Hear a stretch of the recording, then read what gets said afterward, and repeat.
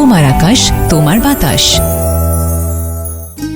নমস্কার, সৌমিত্র চট্টোপাধ্যায়ের ত্রস্পর্শ মানেই আপনারা জানেন তোমার আকাশ তোমার বাতাস। আমরা আজকের অনুষ্ঠান শুরু করব একটি গান দিয়ে। গান না বাজনা?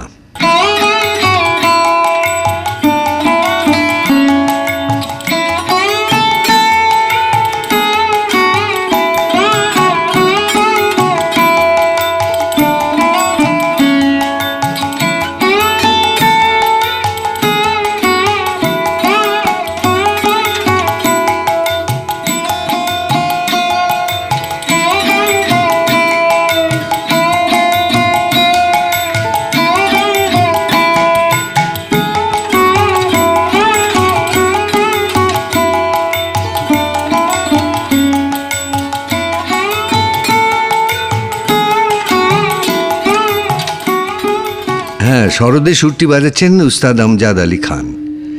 কিন্তু কখনো মন দিয়ে খেয়াল করেছেন কি যে সরদের সঙ্গে বেজে চলা তালবাদ্যটিকে? আর একবার একটু মন দিয়ে শুনুন তো।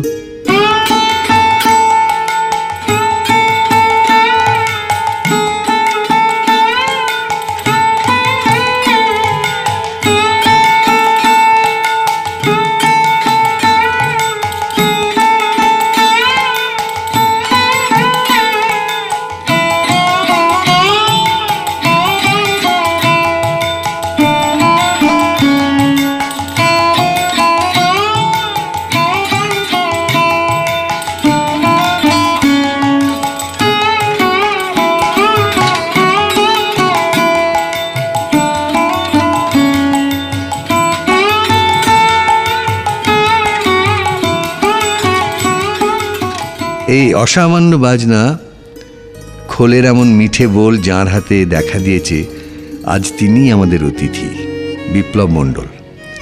স্বনামধন্য তালবাদ্য শিল্পী, রবীন্দ্রভারতী বিশ্ববিদ্যালয়ে একদা সঙ্গীত বিভাগের শিক্ষক এবং বর্তমানে বিশেষত রবীন্দ্রসঙ্গীতের সঙ্গে কার্যত অদ্বিতীয় তালবাদ্যকার বিপ্লব মণ্ডল। এসো বিপ্লব। ধন্যবাদ, বিশেষভাবে ধন্যবাদ জানাই আমাকে আমন্ত্রণ করার জন্য। এবং আমার সঙ্গে সৌমিত্রদা আছেন, তো সৌমিত্রদাকেও আমি আমার কৃতজ্ঞতা জানাই। এবং আমার সঙ্গে আরেকজন শিল্পী আছেন, চিত্রিতা গাঙ্গুলি, রমা মণ্ডল, মানে আমার স্ত্রী রমা, তার ছাত্রী। তো চেষ্টা করব কিছু পরিবেশন করার জন্য এবং কিছু তাল সম্বন্ধে কিছু বলার জন্য।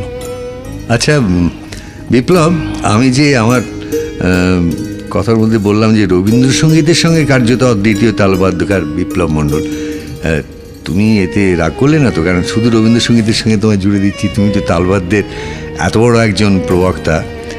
না, আমার রাগ হচ্ছে না, তবে আমি সব রকমই বাজাই। আমি বিশেষ করে বিদেশে যখন যাই তখন তো ক্লাসিক তো বাজাতেই হয় আমাকে। তো কিন্তু বিশেষ করে রবীন্দ্রনাথের গানকে আমি আমার ভেতরে এমন একটা চলে গেছে যে রবীন্দ্রনাথের গানের সঙ্গতকে একটা মানে অন্য মাত্রা দেওয়ার জন্য আমি চেষ্টা করেছি। কারণ সঙ্গতের মধ্যে অনেক কিছু আছে, রবীন্দ্রনাথের গানের মধ্যে এমন কিছু আছে যাতে অনেক কিছু করা যায়। তো সেই আমি চেষ্টা এখনও করে যাচ্ছি যে সেই সঙ্গত কিছু ইম্প্রোভাইজেশন করে বা কিছু চিন্তা করে যদি গানটাকে আরও ভালোভাবে কিছু করা যায়। বিপ্লব, আমরা জানি যে রবীন্দ্রনাথের গানে তালের নানা রকম ব্যবহার আছে। তাল ফেরটা আছে, তাল ভেঙেছেন, নতুন তাল তৈরিও করেছেন হয়তো, এবং তাল সম্বন্ধে রবীন্দ্রনাথের বিশদ আলোচনা আছে। সেই সময় রবীন্দ্রনাথ যে কথা বলেছিলেন তার একটুখানি আমি পড়ছি। কবিতায় যেটা ছন্দ, সঙ্গীতে সেইটে লয়। এই লয় জিনিসটি সৃষ্টিব্যাপী আছে। আকাশের তারা হইতে পতঙ্গের পাখা পর্যন্ত সমস্ত ইহাকে মানে বলিয়াই বিশ্ব সংসার এমন করিয়া চলিতেছে, অথচ ভাঙিয়া পড়িতেছে না।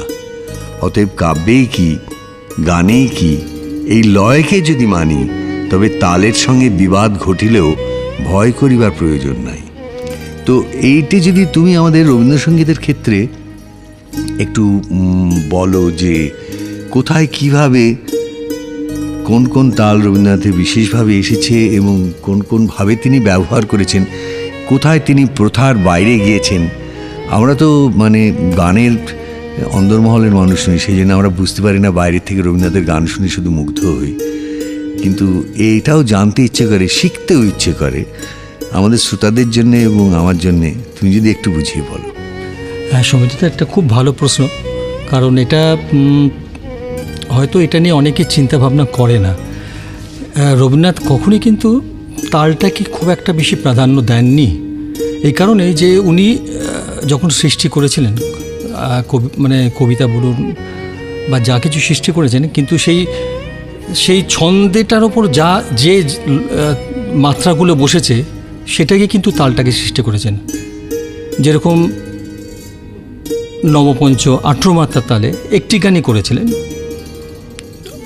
তেমনি ধরো একাদশী, ওটা উনি কিভাবে করেছেন, কিন্তু উনি যখন সৃষ্টি করেছেন তখন ওই স্ক্যানিং মানে গানের কথার যে স্ক্যানিং তার উপর বসে কিন্তু ছন্দ করেছেন।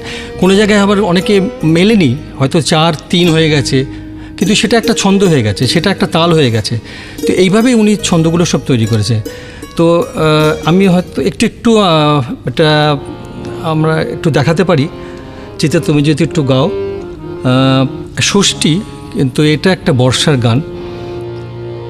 নিবিড় মেঘের ছায়ায় মন দিয়েছি মেলে,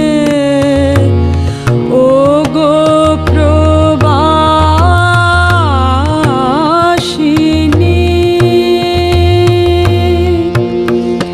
স্বপনে তব তাহার বারতা কি পেলে, নিবিড় মেঘের ছায়ায় মন দিয়েছি মেলে।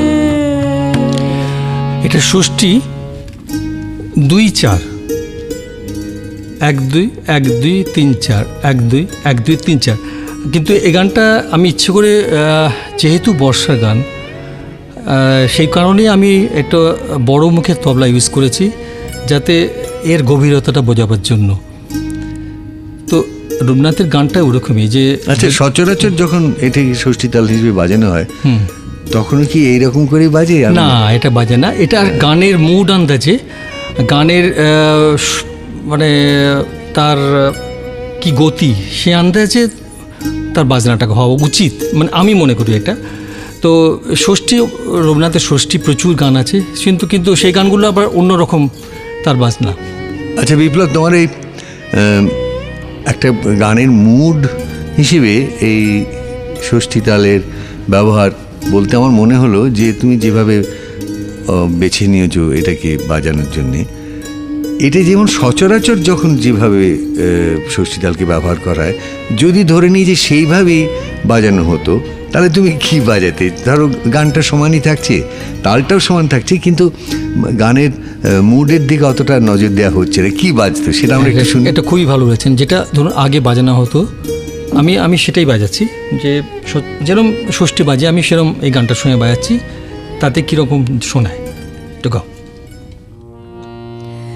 নিবিড় মেঘের ছায়ায় মন দিয়েছি মেলে, ও গো প্রবাসিনী,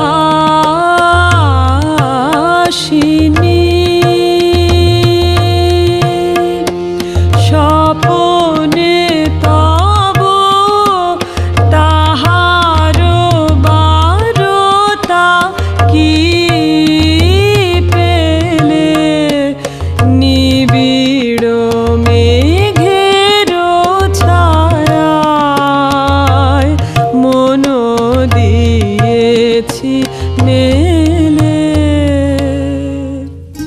হ্যাঁ, এটা শুনেই বোঝা যাচ্ছে যে তুমি যেভাবে একটা মেঘমদীর পরিবেশ তৈরি করেছিলে তোমার প্রথমবার বাজানোর সঙ্গে, এখানে সেই ব্যাপারটা যেন তেমন করে পেলাম না, অনেকটা হালকা হলো জিনিসটা। আচ্ছা, তোমার কি মনে হয় আজকাল যারা বাজাচ্ছেন, আমি কারোর নামটাম বলছি না, নামটাম সকলের আমি জানিও না, তারা কি এইভাবে গানের মুডের কথা, গানের ভেতরকার যে বাণী, ভেতরকার যে বলার কথা, সেটা মনে রেখে তেমন করে বাজাচ্ছেন সবসময়, নাকি যা তাল যা লেখা আছে সেই তালটুকুনি বাজিয়ে দিচ্ছেন? আমার তো আসল ব্যাপার হলো যে এটা আমার উপলব্ধি, কিন্তু আমার মনে হয় যে রবীন্দ্রনাথের গান, কবিতা যাই হোক না কেন, সেটা উপলব্ধি না করলে সেটা বাজনা কখনই বেরোতে পারে না, বা ভেতর থেকে কোনো জিনিস বেরোতে পারে না। সেটা নিয়ে একটু নাড়াচাড়া করতে হয়, বা ভাবনা চিন্তা করতে হয়, শুনতে হয়। এবং আমার আরেকটা সুবিধা হয়েছিল যে আমি বহু বড় বড় গুণী লোকের সংস্পর্শে এসেছিলাম, এবং তাদের কাছ থেকে আমি জোর করে জিজ্ঞেস করে নিতাম যে কেন এই গানটা এরকম গাইলেন, কেন এই গানটা এরকম বাজাতে বলছেন। তো এটাই আমার প্রশ্ন ছিল, কিন্তু সেটা এখন পাই না। সেটা কেউ আমাকে এসে সেরকমভাবে জিজ্ঞেসও করে না যে আচ্ছা এটা কেন এরকম করে বাজালেন, কিন্তু তারা, আমি বলি যে আমার বাজনাটাকে ফলো করবে না, কিন্তু তুমি নিজে উপলব্ধি করে যেটা বাজাতে পারবে সেটাই কিন্তু বাজনা হবে। হয়তো আমার থেকে অনেক ভালো হবে, আমি কখনোই চাই না যে আমার জিনিসটাকে ফলো করে কেউ বাজাক, কিন্তু রবীন্দ্রনাথকে উপলব্ধি করে যেটা বাজাতে পারবে, বা তার গান বা তার সুর, তার কথা কি বলছে, সেটাই হচ্ছে আসল। সত্যি। আচ্ছা, একটা কথা আমি জিজ্ঞেস করি বিপ্লব, এই যে 6 মাত্রার তাল, এর তো মধ্যেও অনেক রকম ভেরিয়েশন অনেক ভেরিয়েশন। হ্যাঁ, মানে 2+4 কি 4+2 এরকম ভাবে, এরকম রবীন্দ্রনাথের দাদরা তো গান আছে 3 করে, কিন্তু 4-2 ছন্দে করেছেন উনি গান। তারপরে অখণ্ড 6 মাত্রা করেছেন, সেটাই সবইটাই, কিন্তু পুরোটাই করেছেন কিন্তু কথা আন্দাজে। আচ্ছা আচ্ছা। যেরকম হিমগিরি ফেলে, তো এই গানটা পুরোটাই 6 মাত্রা। একটা মানে গানটাকে যদি আপনি পড়েন 4 বার, দেখবেন কথাটা 6 মাত্রার মধ্যেই শেষ হচ্ছে। সেই কারণেই তালটাকে নিচে নেমে গেলে পুরো 6 মাত্রার, এতে কোনো মধ্যিখানে কোনো ভাগ নেই, করলে গানটা নষ্ট হয়ে যাবে। তো এটা রবীন্দ্রনাথ কোনো তাল লিখে যাননি, তিনি 6 মাত্রা লিখেছেন, কিন্তু এই 6 মাত্রাটাকে আমাকে তৈরি করে নিতে হয়েছে যে 6 মাত্রাকে না ভেঙে একটানা 6 মাত্রা কী করে বাজানো, কীভাবে একটু বাজিয়ে শোনো। হিমগিরি ফেলে নিচে নেমে এলে, কিসের জন্য কুন্দ মালতী করিছে মিনতি, হও প্রসন্ন, হও প্রসন্ন হে সন্ন্যাসী, হিমগিরি ফেলে নিচে নেমে এলে, কিসের জন্য।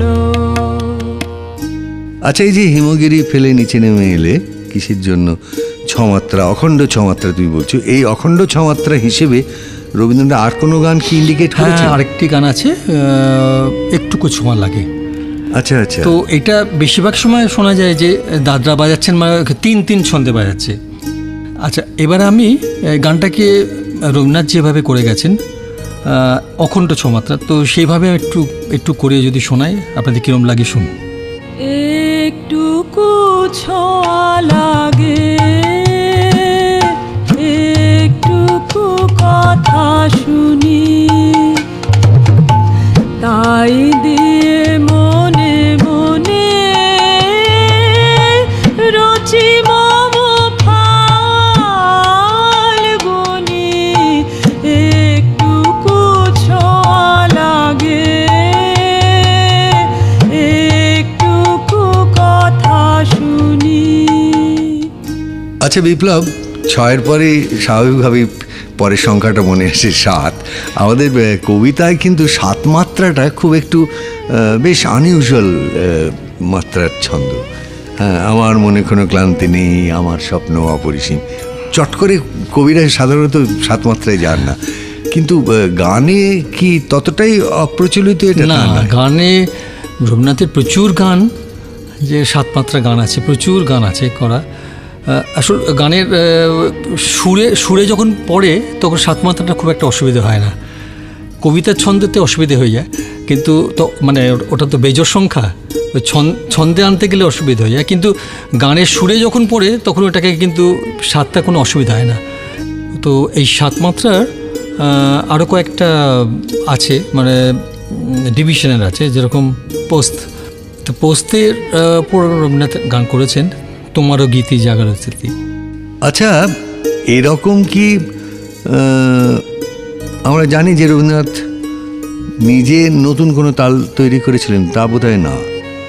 না, তার মানে কি, ওনার ওই গানে যখন উনি লিখেছেন, তাই সেই ছন্দটা কি আসে, সেই ছন্দের উপর বসিয়ে তিনি একটা তাল সৃষ্টি করেছেন, কিন্তু সেই সময় একটা তাল তৈরি হয়ে গেছে। ওই তালটাকে তিনি একটা নতুন নামকরণ করেছেন, কিন্তু এই তাল আমাদের 150-200 বছর আগেকার তাল রয়েছেন, এগুলো এরকম অনেক তালই রয়েছে, কিন্তু নামকরণটা উনি নতুন সৃষ্টি করেছেন। ওই নাম দিয়েছেন ষষ্ঠী, নবতাল, একাদশী, অর্ধঝাপতাল বা ঝম্পক, তারপরে নবপঞ্চতাল, এরম নামগুলো দিয়েছেন উনি। তো সেটা হচ্ছে আমাদের বহু পুরনো তালগুলি রয়েছে, কিন্তু তখন একটা অন্য নাম ছিল, যেগুলো ওর একটু বেশি করে রাগাশ্রিত গান। মানে রবীন্দ্রনাথের ক্ষেত্রে যদি কোনো উচ্চাঙ্গ রীতির আশ্রয় নিয়ে রবীন্দ্রসঙ্গীত থাকে, সেগুলোতে কি এই ধরনের তাল মানে উনি কি এনেছেন? হ্যাঁ, উনি অরিজিনাল যেগুলো তাল আছেন, ধামার, চৌতাল, ঝাপতাল, একতাল, সবই নিয়ে এসছেন উনি অথেন্টিক যত তাল আছে সবকে ইউজ করেছেন। আচ্ছা, এটা কি করে সম্ভব হয়েছিল? ওর নিজের একটা ক্লাসিক্যাল মিউজিকের ট্রেনিং ছিল বলে? আমার তো মনে হয় উনি পরে নিজে খানিকটা অ্যাকোয়ার না, উনি ট্রেনিং ছিল, প্লাস হচ্ছে উনি এত শুনেছেন, বাড়িতে যে এত গুরুদের নিয়ে আসতেন, তো তাদের কাছ থেকে শুনে ওদের নিজস্ব রবীন্দ্রনাথ তো একটাই হয়ে গেছে, ওনার শোনাটাই তো সব কিছু, সেটাকেই এমন সুন্দরভাবে ওনার নিজের মধ্যে রিলাইজ করে দিয়েছেন। তো সেটাই একটা নতুন সৃষ্টি হয়ে গেছে, যে আই করেছে না কেন সেটা একটা নতুন সৃষ্টির মধ্যে চলে গেছে। তো সেই আমাদের যে ধ্রুপদ, ধামারের যা সেই তাল, সব কিছু উনি লাগিয়েছেন, কিন্তু একটা অন্য দিক দেখিয়ে দিয়ে গেছেন। আচ্ছা বিপ্লব, তুমি যে বললে যে যেমন লিখেছেন তার যে ছন্দ তৈরি হয়েছে, তার থেকে একটা তাল বেরিয়ে এসছে, সেই তালটা হয়তো অরিজিনালি ছিল ভারতীয় শাস্ত্রীয় সঙ্গীতে, কিন্তু উনি তার নতুন করে প্রয়োগ করলেন। হ্যাঁ। আচ্ছা, এইরকম কোনো একটা গান কি তোমার মনে হচ্ছে যে? ধরুন, আমি যদি 9 মাত্রা তাল ধরি, 9 মাত্রা তাল তো আমাদের আগে ছিল, কিন্তু উনি এই 9 মাত্রা তালটাকে ওনার গানে প্রয়োগ করেছেন, যেরকম নিবিড় ঘন আধারে। ওটাকে দেখুন, ছন্দটা আপনি যদি একবার পড়েন দেখবেন 9 মাত্রার মধ্যেই আসছে ওটা, নিবিড় ঘন আধারে। হ্যাঁ, একবারে 9 মাত্রার মধ্যেই আসছে। তো উনি এটাকে ভেঙেছেন 3-2-2-2 করে। তো এটা যদি একটু শোনাতে পারি খুব ভালো হয়। নিবিড় ঘন আধারে জ্বলিছে ধ্রুব তারা, মনোরে মোর পাথারে উষ্ণে দিশে হারা, নিবিড় ঘন আধারে বিষাদে হয়ে ম্রিয়মান বন্ধনা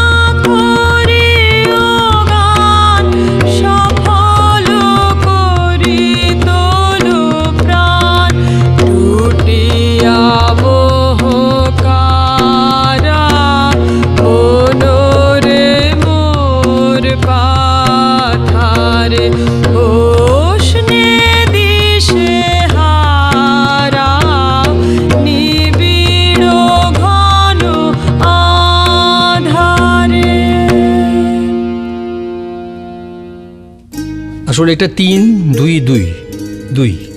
তো এটার বাণীটা যেটা হয় বাজালে সেটা হলো যে ধা দিন তা ধি না টেক তক দিন ধা দি না টেক তক দিন ধা দিন, এবারে নমাত্রা করে এই ছন্দগুলো আসছে। তো এই গানের স্ক্যানিংটাই ঠিক ওইভাবেই আছে। আচ্ছা বিপ্লব, বুঝতেই তো পারছি যে এত রকমের তাল আছে রবীন্দ্রনাথের মধ্যেই আছে, যে সবগুলোর এখন পর্যালোচনা করতে গেলে তো আমাদের সময়ও কুলোবে না।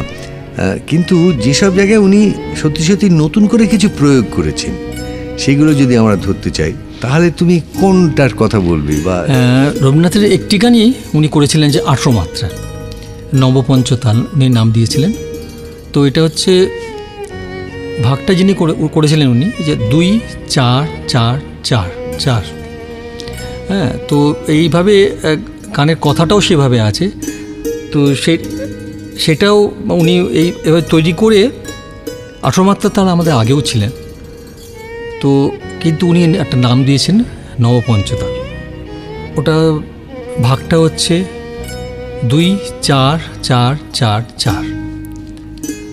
তো বোলটা হচ্ছে ধাগে ধাগে ধিনতা কর তাগে ধিনতা তেটে ধাগে ধিনতা তেটে কতা গদি গেনে। তো আমি বাজাই, তারপর গানটা গাসো।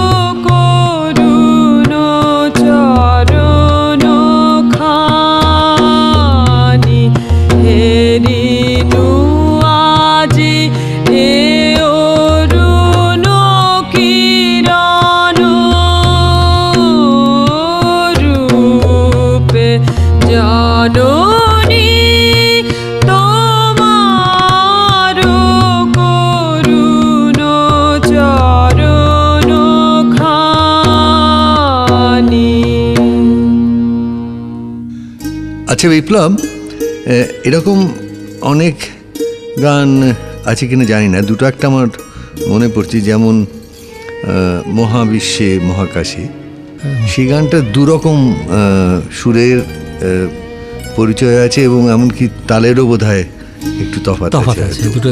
তো এই গানগুলো যদি তুমি আমাদের একটু বুঝিয়ে বলো। হ্যাঁ, মানে মহাবিশ্বে একটা 7 মাত্রার আছে তেওরা, আর একটা 3 তালে আছে, কিন্তু দুটো মুডই আলাদা।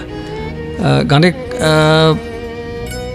তার বাজনাটাও সেরমভাবে আলাদাভাবেই, আমি মনে করি সেই বাজনাটাকেও সেভাবে আলাদাভাবে করতে হবে, কারণ গানের কথা, গানের সুর বা মুডের ওপর তার বাজনাটাকে তৈরি করা। আচ্ছা, এবারে আমরা ধরুন যেটা 3 তালে আছে, তো সেটা আমরা যদি শুনি, দেখুন একবারে মনে হচ্ছে তফাৎ, কিন্তু কথা মোটামুটি সবই একই, একটুখানি হয়তো তফাৎ আছে, কিন্তু সব এমনি কথাগুলো একই আছে। আর সুরটা সঙ্গে বাজনাটা একটু দেখুন। মহাবিশ্বে মহাকাশে মহাকালো মাঝে আমি মানব কিলা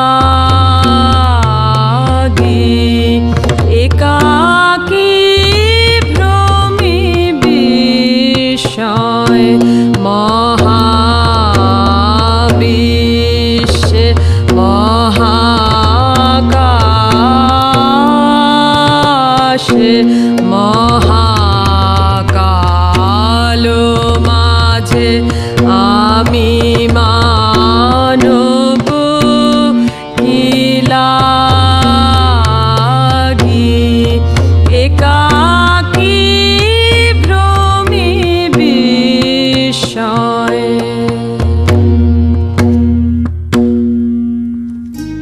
তুমি ধরো যখন বাজাচ্ছ একজন পারফর্মিং আর্টিস্ট, তুমি রবীন্দ্রনাথকে বা প্রচলিত যে প্রথায় রবীন্দ্রনাথের গান বাজানো হয় তাকে ভেঙে নিজে কি করে বাজাও, এটা আমার জানতে ইচ্ছে করে। মাঝে মাঝে তোমার যে মানে খোল থেকে তোমার এর থেকে যে জাদু বেরিয়ে আসে সেটার উৎসটা কি? তুমি কেন সেগুলোকে ধরো, হয়তো সেটা অন্য যন্ত্রে বাজে, তুমি সেটা না নিয়ে খোলে চলে গেলে, এইগুলো আমাদের দৃষ্টান্ত দাও এবং কেন সেগুলো করো, তাহলে খুব ভালো হয়।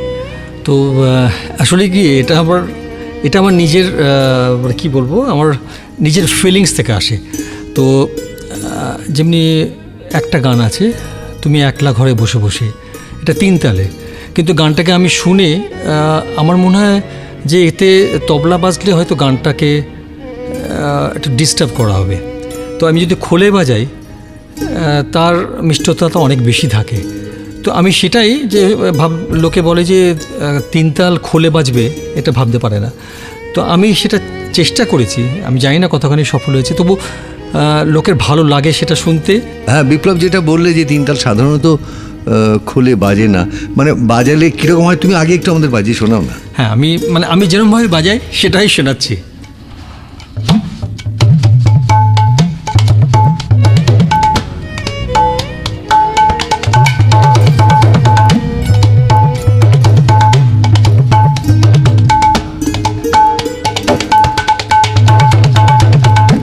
হ্যাঁ, এবার গানটার সঙ্গে, এবার একটু গানের সঙ্গে কি হয়। তুমি একলা ঘরে বসে বসে কি সুর বাজালে, প্রভু আমার জীবনে। তুমি একলা ঘরে বসে বসে কি সুর বাজালে, তোমার পরশ রতন গেথে গেথে আমায় সাজালে, তুমি আমায় সাজালে, প্রভু গভীর গোপনে।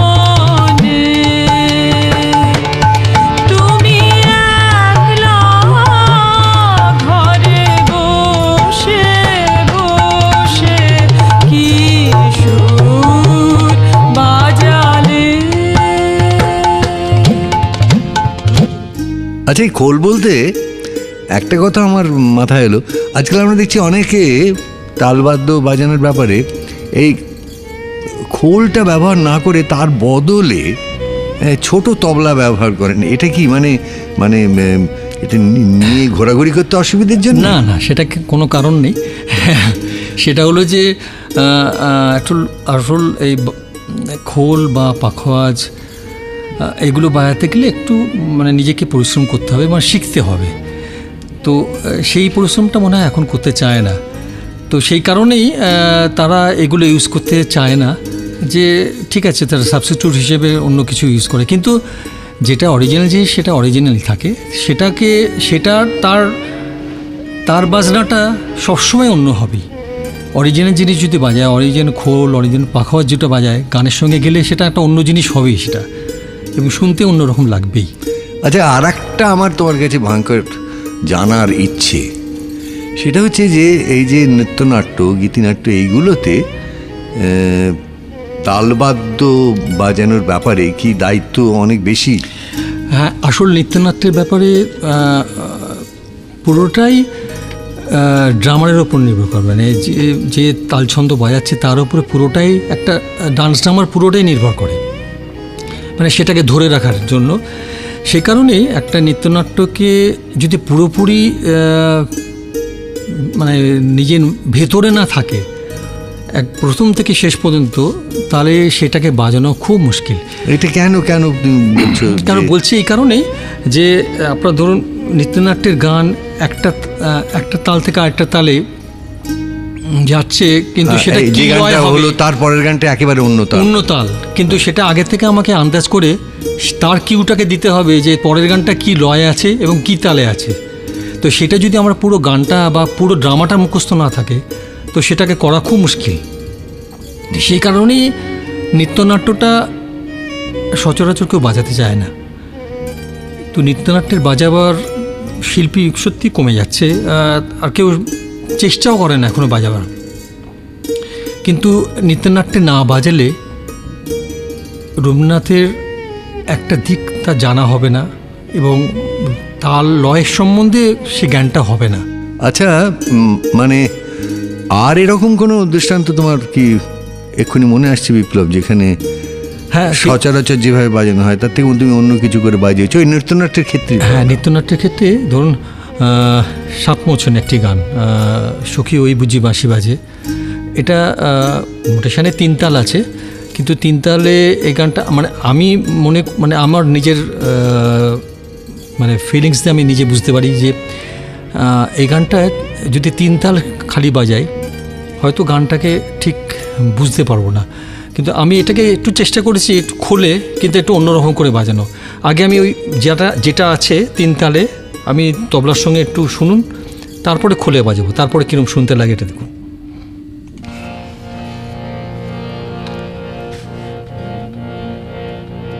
সখী ওই বুঝি বাঁশি বাজে, সখী ওই বুঝি বাঁশি বাজে, বন মাঝে কি বন মাঝে, বন মাঝে কি মন মাঝে, সখী ওই বুঝি বাঁশি বাজে। আচ্ছা, এবারে এটা আমি খোলে বাজাচ্ছি, একটু শুনুন। সখী ওই বুঝি বাঁশি বাজে, সখী ওই বুঝি বাঁশি বাজে, বন মাঝে কি বন মাঝে, বন মাঝে কি মন মাঝে, সখী ওই বুঝি বাঁশি বাজে।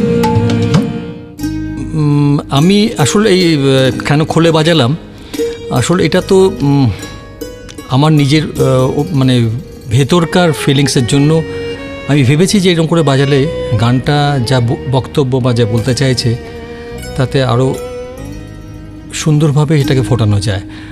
তো আসল রবীন্দ্রনাথের গানের বাজনা হচ্ছে খালি শিখে বাজনা হয় না, এটা ভেতর মন এবং মাথা এবং নিজের ফিলিংসের ওপর কি বাজনাটা, দুজনকার বাজনা কিন্তু দুরকম হবে। আমি একরকম নিজেকে যেরকমভাবে বুঝবো সেরকমভাবে বাজবো, আরেকজন কিন্তু যেরকমভাবে বুঝবে সেটা বাজনা হবে। কিন্তু সেটাই হচ্ছে রবীন্দ্রনাথের বৈশিষ্ট্য, যে তার গান, তার সুর, তার কথা কিভাবে উপলব্ধি করা যাচ্ছে তার উপরেই হচ্ছে বাজনা। সে যে কোনো বাজনাই বাজাটা কেন সেটা তার সেইভাবেই তার বক্তব্যটা জানাতে পারবে, যে কিভাবে এটা বাজানো উচিত বা এটা কিভাবে একে গানটাকে আরও সুন্দর করে নিয়ে যাওয়া যায়, সেটাই হচ্ছে আসল ব্যাপার। আর নৃত্যনাট্যের ব্যাপারে আরেকটা গান আমি বলতে চাই যে এটা তালপেট্টা, যেরকম ধরুন চিত্রাঙ্গদার গান, একটি চিত্রাঙ্গদার গান রোদন ভরা এ বসন্ত, এটা যদি গানগুলো না জানা থাকে, মানে এই ডান্সটা আমার বাজনা হচ্ছে এইটাই, যে এই যে কাহারবার থেকে এই যে ওরা আসছে, এই যে তালটা চেঞ্জ হচ্ছে, এই তালটা চেঞ্জের সময় তাল লয়টা কি হবে, তার যদি কিউটা যে ড্রামার সেই যদি না দেয়, কিন্তু গানের আর্টিস্টের পক্ষে অসুবিধা হয়ে যাবে। তাই সেটাকে এমনভাবে দিতে হবে যে লোকে, মানে আর্টিস্টরা যেন বুঝতে পারে যে হ্যাঁ গানটাকে এইভাবে, গান লয়টাকে ধরতে হবে। আচ্ছা, এই যে বললে, আমার এই সঙ্গে সঙ্গে মনে হচ্ছে অনেক সময় তো হয় একটা গানে আমরা শুনেছি, আমি তো এই বিষয়ে অভিজ্ঞ নই, যে তবলার থেকে খোলে চলে গেল। হ্যাঁ, এটা তালের বদল হলো বলে, বা নাকি ভাবের বদল হলো বলে? না, ধরুন তাল বদল না, একই তালে রয়েছে, কিন্তু ওই ভাবের জন্য। এটা আসলে হচ্ছে ভাব, ওখানে কি চাইছে। যেরকম চিত্রাঙ্গদা, স্বপ্নমদী নেশা নেশায়, সেখানে প্রথমটা তো খুবই একটা গর্জাস, মানে পাখোয়া যে বাজে, তারপরে কিন্তু তার সঞ্চারী যখন আসে তখন কিন্তু ওই খোলটা এসে যায়। তো সেটাই ভাবের জন্যই কিন্তু এই বাজনাটাকে ওইভাবে তাকে চেঞ্জ করতে হয়। আর ডান্স ড্রামার একটা ব্যাপার হলো যে ড্রামারের কারণ একটা বিশেষ স্থান থাকে এইখানে, যে ডান্স ড্রামাতে যে গান যেখানে থাকে না, সেখানে কিছু নাচের পোর্শন থাকে, সেখানে কিছু বোল থাকে, বা পুরো ড্রামের ওপর কিন্তু সেটা নির্ভর করতে হয় ডান্সারদের। তো সেই কিছু কম্পোজিশন সেখানে করতে হয়। তো সেগুলো বিভিন্ন যন্ত্রে বাজাতে হয়, একসঙ্গেই সেগুলো বাজাতে হয়। আর স্টেজে তো আমাদের রেকর্ডিংয়ের মধ্যে কেটে কেটে নেওয়া যায় না, তখন ওখানে একসঙ্গেই সব ড্রামই বাজাতে হয়। যেমন আমার এখানে শোনাতে পারি যে চিত্রাঙ্গদা, যেখানে চিত্রাঙ্গদার শিকারের নৃত্য আছে, তারপরে ট্রাইবাল ডান্সের একটা পোর্শন আছে, সেগুলো পুরো ড্রামসের ওপরই আছে, সেগুলো আমারই কম্পোজিশন করা। আর চণ্ডালিকারও কিছু পোর্শন আছে, সেগুলো মায়া নৃত্যের কিছু পোর্শন আছে, তো সেগুলো সবই ড্রামসের ওপর। আচ্ছা বিপ্লব, তোমার এই রবীন্দ্রনাথের গানের সঙ্গে বাজানোর নিশ্চয়ই এতে অনেক অভিজ্ঞতা তোমার ঝুলিতে জড়ো হয়েছে, সেই সব বিষয়ে তোমাকে জিজ্ঞেস করবো। কিন্তু তার আগে আর একটা জিনিস জানতে চাইছি, সেটা হচ্ছে আমি শুনেছি, আমার অ্যাকচুয়াল শোনাটা হয়নি, যে তুমি সৃষ্টি স্থিতি প্রলয় এর ওপর একটা কম্পোজিশন করেছো। সেটির বিষয়ে যদি আমাদের কিছু বলো। আসলে এই কবিতাটা যখন আমি পড়ি, তো এই কবিতাটা পড়ে আমার একটা মনের মধ্যেই খুব ইচ্ছে হয়েছিল যে আমি রবীন্দ্রনাথের কিছু কবিতার ওপর আমি একটু যদি কোনো পারকাশনের উপর কিছু কাজ করতে পারি। তো এই কবিতাটা তখন আমার মাথায় এসেছিল, এবং এই কবিতাতে যেটা আছে ব্রহ্মা বিষ্ণু মহেশ্বর, এই তিনজনকে নিয়ে কবিতাটা। তো আমি তো ভাবলাম ব্রহ্মা বিষ্ণু মহেশ্বর মানে আমাদের সৃষ্টি এবং স্থিতি এবং প্রলয়, এই তিনটে তো আমাদের সারা আমাদের জীবনের একটা সাইক্লিক ওয়ে। তো এটাই সারা মানুষের জীবনের সব কিছুরই।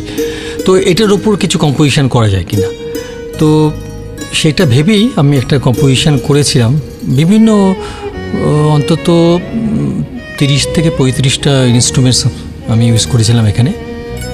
তো তার একটা সিডিও প্রকাশ হয়েছে।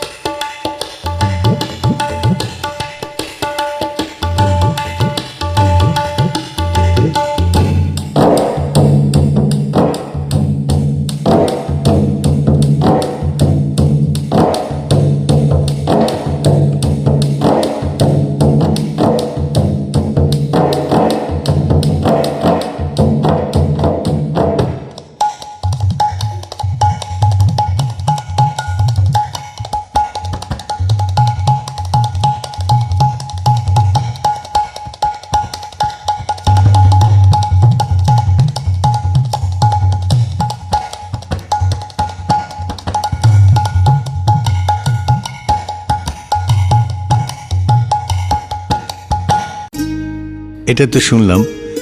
এরপরে আমি ওই তোমার অভিজ্ঞতার প্রশ্নে আসছি। নিশ্চয়ই তোমার প্রিয় শিল্পী কে, এটা তোমাকে জিজ্ঞেস করা যায় না, কেননা তুমি অনেকের সঙ্গেই বাজাও, অনেকেই তোমার প্রিয় হতে পারে, কিন্তু তোমার স্মরণীয় অভিজ্ঞতাগুলো কি কি সেইগুলো একটু শুনতে ইচ্ছে করে। আসলে স্মরণীয় অভিজ্ঞতা মানে যতদিন এখন বাজাচ্ছি অনেকগুলি আছে, তবে এইগুলো এক্ষুনি যেগুলো মনে পড়ছে সেটা হলো যে আমার প্রথম যেটা অভিজ্ঞতা সেটা আমার বাবার কাছ থেকে প্রথম অভিজ্ঞতা। সেটা হলো যে সেটা আমাকে হয়তো এই এখনও পর্যন্ত যে বাজাচ্ছি তার একটা তিনি রাস্তা আমাকে দেখিয়ে দিয়েছিলেন। এই কারণে যে আমি যখন রেয়াজ করতাম আমাকে বাবার ছিল যে তুমি পড়াশোনা করছো ঠিক আছে, কিন্তু তার সঙ্গে তোমাকে অন্তত 4 ঘন্টা সকালে 4 ঘন্টা সন্ধ্যাবেলা মানে রাত্রিরে তোমাকে রেয়াজ করতেই হবে, আমার এটা চাই। তো সেভাবেই করতাম। তো একদিন একটি রবিবারে, তো আমার তখন তো খুব ছোটো, তো আমার বন্ধুরা এসছে ক্রিকেট খেল মানে ব্যাট ট্যাট নিয়ে। তো হঠাৎ কি মনে হলো ঠিক আছে বাজাতে বাজাতে আমি উঠে তাদের সঙ্গে খেলতে চলে গেছিলাম। তবে এসে দেখলাম যে আমার তবলা এবং বায়া, তখন আমরা মাটির বায়া ইউজ করতাম, দেখলাম এসে ভাঙা। তো আমাকে বাবা বললো, আমি বললাম বাবা এটা কী হলো? বলো কেন, তুমি তো বড় আর্টিস্ট হয়ে গেছো, তোমার আর তো রেয়াজের দরকার নেই, তুমি খেলতে যাও। তো তখন আমি বুঝতে পারিনি, তখন মানে খুবই অভিমান হয়েছিল বাবা কেন বলেছিল এটা। কিন্তু তখন থেকে আমার মানে এটা হয়ে গেছিলো যে না, আমাকে এটা করতেই হবে, বাজাতেই হবে। মানে এটা আমার জীবনের প্রথম অভিজ্ঞতা। আর সেই ভুলটা যতদিন পেরেছি আমি রেখেছিলাম। আর তারপরে ধরুন অভিজ্ঞতা বলতে আমার যখন আমি সিলটিতে আমার 14 কি 15 বছর বয়স, আমি সিলটিতে বহুদিন ছিলাম। তো একদিন হঠাৎ আমি ক্লাস করছি, অনিমেষ বসু HMBর একজন মানে বিশিষ্ট লোক, তো গান বাজনা এনে ওনাকে সবাই চেনেন, অনিমেষ বসু। তো উনি হঠাৎ এসে বলে, বিপ্লব তুমি তবলা এক্ষুনি নিয়ে তোমাকে এক্ষুনি যেতে হবে। আমি কোথায় যাবো? বলো তুমি চলো না, তারপরে যা হবে হবে। তো যাই হোক, আমি বাড়ি থেকে তবলা নিয়ে আমি মেগাফোন স্টুডিও গড়িয়াহাটের মোড়ে ওখানে গেলাম। তো আমি দেখলাম একজন বয়স্ক বুড়ো লোক হারমোনিয়াম বাজিয়ে গান গাইছে অনেকক্ষণ ধরে। তো আমাকে বললো তুমি তবলাটা বেঁধে নাও। তো আমি তবলা বেঁধে আমি বাজাতে আরম্ভ করলাম। তো তখন ওই সময় আমার কোনো রিহার্সাল নেই, কিন্তু বললো তুমি বাজাও, আমরা রেকর্ড করব। উনি যেন না জানতে পারেন যে রেকর্ড হচ্ছে। তো আমি বাজিয়ে গেলাম। তারপরে যখন বাজাবার পর জানতে পারলাম যে উনি হচ্ছেন বিশ্বদেব চট্টোপাধ্যায়। তখন তো আমার কী অবস্থা সেটা আমি নিজেই জানি। তো যাই হোক, এটা আমার জীবনে একটা বিশেষ পাওনা যে ওনার শেষ রেকর্ডে আমি বাজাতে পেরেছি এবং রেকর্ডে আমার নামটাও আছে। তো আপনারা যদি কখনো শোনেন এই গানটা তাহলে বুঝবেন যে তার কি গাওয়া গানটা রয়েছে। আরও একটা অভিজ্ঞতা সেটা হলো যে HMBতে তো হঠাৎ আমাকে ডেকে পাঠালো যে শুভলক্ষ্মী উনি গাইবেন, তোমাকে বাজাতে হবে। আমি শুনে সত্যি মানে খুব আশ্চর্য হয়ে গেছিলাম যে ওনার সঙ্গে বাজাবো, আমি কখনো জীবনে ভাবিনি। তারপরে গিয়ে দেখি আমাদের সবার গুরু জ্ঞানবাবু ওখানে আছেন, উনি হারমোনিয়াম বাজাচ্ছেন। তো আমার ন্যাচারালি খুব ভয় পেয়ে গেছিলাম যে আমি একটা বাচ্চা ছেলে বাজাবো, জ্ঞানবাবু হারমোনিয়াম বাজাবে। তো উনি আমাকে ডেকে বললেন আমি তবলাটা বেঁধে দেবো। আমি তো খুবই আশ্চর্য হলাম যে এরকম একটি লোক আমার তবলা বেঁধে দেবে, আমি তো ভাবতেই পারি না। বিশেষ করে এখনকার যুগে তো এটা ভাবতেই পারি না। তো উনি আমার তবলা বেঁধে দিলেন এবং সমানে আমাকে মানে অ্যাপ্রিসিয়েট করে গেলেন এবং খুব মাথা নেড়ে আমাকে মানে এত বেশি মানে সাহায্য করেছিলেন যে আমার সত্যি ভুলবার নয়। বিপ্লব, তুমি যেসব অভিজ্ঞতাগুলো বললে সেগুলো নিশ্চয়ই মহার্ঘ অভিজ্ঞতা, তবে সেগুলো যেহেতু আমাদের এই অনুষ্ঠানের এলাকার মধ্যে আসে না, অর্থাৎ এটা তো রবীন্দ্রনাথের তোমার আকাশ তোমার বাতাস অনুষ্ঠান। সেই জন্যেই আমি তোমার কাছে জানতে চাইছি যে রবীন্দ্রনাথের গানে বাজাতে গিয়ে তোমার যদি কোনো বিশেষ অভিজ্ঞতা হয়ে থাকে। তবে তার আগে আমরা একটা গান শুনে নেব, বিপ্লব বাজিয়েছিল এবং বিপ্লবের স্ত্রী রমা গিয়েছিল, সেরকম একটি গান। আমি তারে খুঁজে বেড়াই যে রায় মনে, আমার মনে, আমার মনে, আমি তারে খুঁজে বেড়াই, আমি তারে খুঁজে বেড়াই যে রায় মনে, আমার মনে, আমার মনে, আমি তারে খুঁজে বেড়াই।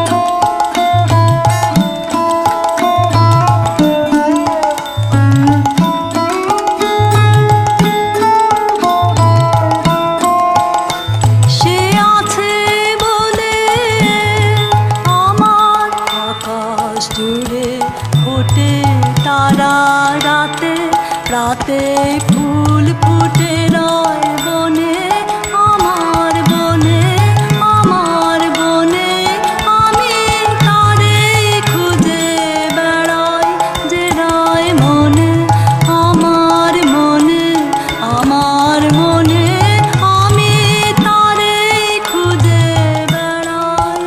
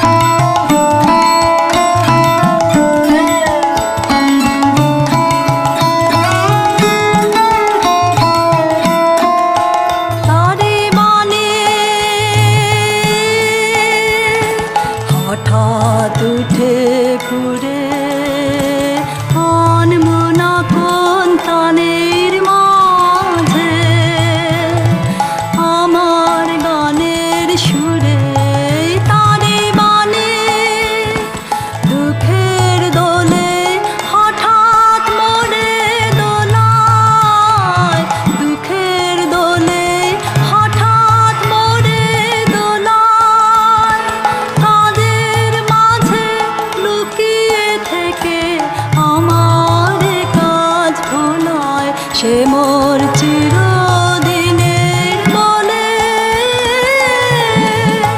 তারে পুলকে মোর পলক গলে ভরে ক্ষণে ক্ষণে ক্ষণে ক্ষণে আমি তারে খুঁজে বেড়াই যে রায় মনে আমার মনে আমার মনে আমি তারে খুঁজে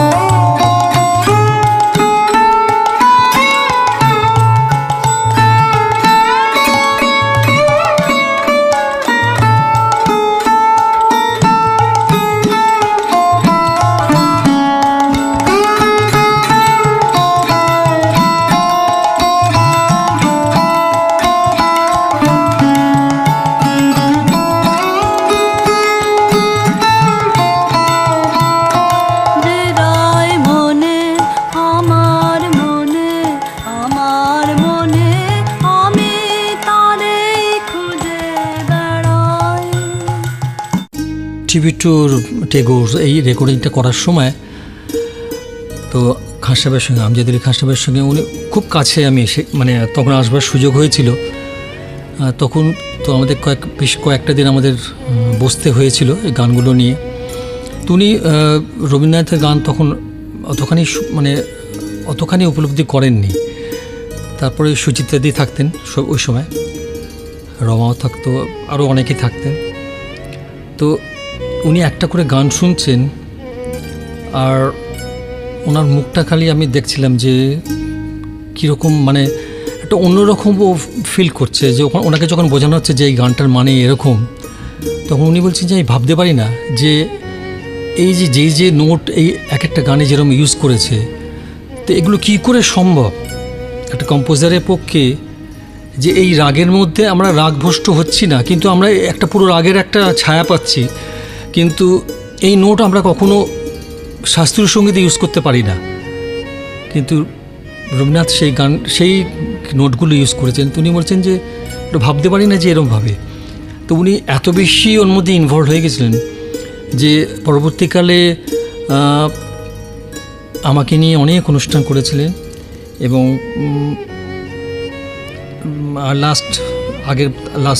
আগের বছর নন্দনে একটা প্রোগ্রামে তো উনি আমাকে ফোন করে বললেন যে আপনি কি বাজাবেন? আমি বললাম হ্যাঁ বাজাবো না কেন। রবীন্দ্র জয়ন্তীতে 25শে বৈশাখ একটা অনুষ্ঠান হয়েছিল। ফার্স্ট হাফে উনি পুরো ক্লাসিক বাজিয়েছিলেন, তো সেকেন্ড হাফে উনি রবীন্দ্রনাথের গান ভেঙে উনি করেছিলেন ওটা তৈরি। তো রবীন্দ্রনাথের অনেকগুলো গান উনি নিয়ে সেটাকে বিভিন্ন রাগে সেটাকে সৃষ্টি করে একটা অন্য জিনিস তৈরি করেছিলেন। তা সেকেন্ড হাফটা খালি খোলের সঙ্গে শরৎ আমার মনে হয় প্রথম উনি করলেন। তো একটা পুরোটাই আমার খোলের সঙ্গে উনি করেছিলেন প্রোগ্রামটা, সেটা একটা অসাধারণ প্রোগ্রাম হয়ে গিয়েছিল। ওনার বাজনাটাও দুর্দর্শ হয়েছিল। এটা একটা ওনারকে কাছে পাওয়ার একটা বিশাল অভিজ্ঞতা আমার কাছে। আরও আছে মানে আসল এই সুচিত্রাদিকে সম্বন্ধে সবসময় কথা বলি, কিন্তু সুচিত্রাদিকে দূর থেকে খুব মানে ভয় পেতাম যখন কাছে গেলাম, কিন্তু আমি তখন গিয়ে দেখলাম যে মানুষটা একবারই অন্য। আমাকে পাশে নিয়ে সবসময় বসতেন এবং তো মাঝে মাঝে গাইতে গাইতে উনি কাঁদতেন। তো আমি জিজ্ঞেস করতাম যে সুচিত্রাদি আপনি কেন গাইতে গাইতে কাঁদেন? তখন আমাকে বলল যে তুই এখন অনেক ছোটো আছিস, এখন বুঝবি না, তুই বড় হো, তুই ফিল করতে পারবি যে কেন কাঁদি। তো এখন যত বয়স বাড়ছে সেটাই আমি বুঝতে পারছি যে হ্যাঁ রবীন্দ্রসঙ্গীতে কী আছে বা তার কথায় কী আছে, সেটা যে আমাদের সবসময় আমাদের মানে মনে প্রাণে জড়িয়ে আছে, সেটা এখন উপলব্ধি করতে পারি।